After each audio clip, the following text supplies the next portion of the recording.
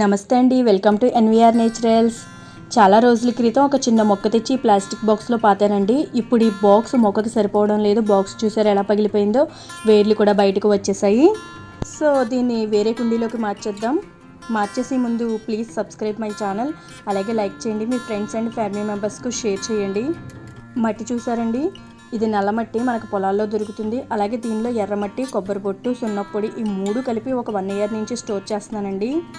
ఇలాంటి మట్టి మొక్కలకు చాలా హెల్దీ. మట్టి మంచిదైతే మొక్క కూడా బాగా పెరుగుతుందండి.